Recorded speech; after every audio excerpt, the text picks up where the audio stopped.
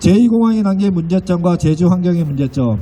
자, 2015년 11월 5일 국토부와 제주도는 제2공항 예정지로 성산읍 일대 5개 마을 및 주변을 예정지로 발표하였습니다.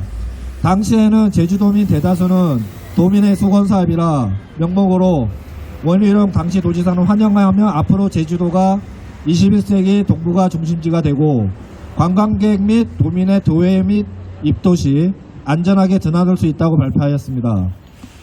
현 제주공항이 포화 상태이며 안전이 심각하게 문제가 있어 제2공항은 필요하며 공항 인프라 구성으로 경제적으로 많은 이익이 생길 거라고 말하곤 했습니다.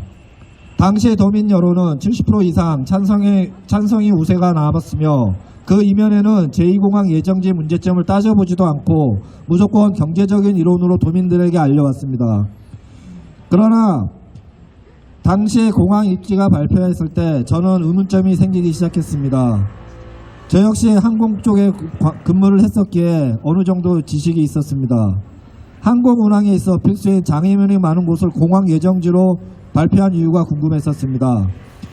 당시 원희룡 도지사는 균형 발전을 내세우며 성산의 공항에 들어서면 제주도 전 지역이 균형적인 발전을 이루어 도민의 평등한 삶을 누릴 것이라고 얘기했습니다. 하지만 제2공항 사업으로 인해 부동산 투기그룹과 토건 세력만 혜택을 받고 결국은 공항 예정지의 주민들은 오히려 더 힘들게 될 것이라고 생각했습니다. 10년간 제주도 부동산 가격은 해마다 천정부지로 상승하고 있습니다. 전국 최고의 정점으로 향해 있습니다. 그 피해는 제주에서 농사를 짓고 있는 농민들이 받고 있다는 사실을 아는 도민들은 과연 많이 있을지 궁금합니다. 얼마 전 회사 일로 농민을 만났을 때 충격적인 얘기를 들었습니다. 농민들은 제2공항 발표 후 부동산 가격 인상으로 인하여 농사 짓기가 힘들다고 하였습니다. 부동산 가격이 상승하면 농지 임대 역시에 따라서 오르기 마련입니다. 농민들은 하나같이 땅값 인상으로 인하여 임대료가 상승하여 농사 짓기가 힘들다고 했습니다. 여기서 어떤 이들은 농사보다 제주의 경제발전이 더 우선이라고 말했습니다. 그러나 제주도는 관광산업 이전에 농사가 우선이었습니다. 관광산업이 본격적으로 활성화되고 인프라가 구축된 것은 1980년대인 것으로 알고 있습니다. 제주도는 2009년 친환경 농업 육성 조례를 제정하면서 친환경 농업을 제도적으로 육성하겠다고 하였습니다. 하지만 내가 만난 대부분 친환경 농업을 하시는 농민들은 다양하고 건강한 친환경 농업을 하고 싶어도 땅값 상승으로 인하여 힘들다고 토로하셨습니다. 개발을 통해 부동산 이익을 얻으려는 방향의 지속 가능성을 추구하는 친환경 농업은 대립적인 관계가 있습니다. 제2공항 발표로 인하여 부동산 가격이 크게 오른 구자, 성산, 표선지역 도의원들은 임대료 상승을 내어 농민들이 겪고 있는 고통스러운 현실에 대해 제대로 파악하고 있는지 궁금합니다. 이 문제에 대해 적극적으로 나서기보다는 오히려 제2공항 연대도로인 비자림로 확장 공사를 밀어붙여야 한다고 도의회 결의안까지 작성하고 제2공항 추진해야 한다고 목소리를 높이는 이들에 대해는 뭐가 들어있는지 궁금합니다. 그리고 한참 요즘 넷플릭스라는 그 드라마인가요? 오징어 게임이라는 드라마가 전 세계에서 큰 이슈가 되고 있습니다.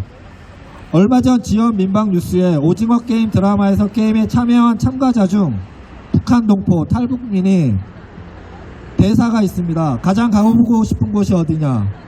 그 질문의 대답은 제주도였습니다. 이 대사 한마디로 인해서 전 세계가 제주도에 관심을 갖고 있다는 내용의 기사였습니다. 제주도는 생물권 보존 지역, 세계 자연유산, 세계 지질공원, 유네스코 자연과학 분야 해가 세계 분야 상관왕했다고 떠들어댔습니다. 과연 제주가 유네스코 상관왕 타이틀을 유지할 수 있을지 궁금합니다. 올해 7월 유네스코 세계유산위원회에서는 영국 리버풀, 비틀즈가 태어난 도시죠. 리버풀에 세계문화유산 자격을 박탈했습니다. 그 이유는 주변에 항구와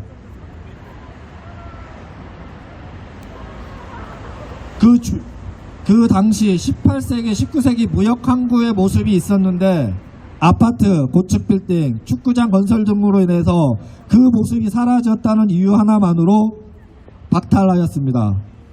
제주 역시 마찬가지입니다.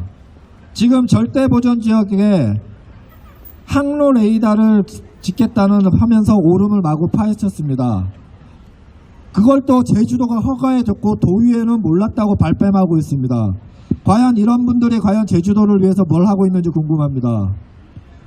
정작 이들은 당장의 이익을 위해서 후손들에게 물려줘야 될 제주 자연을 자기 소유로 여기는 듯 하고 있습니다.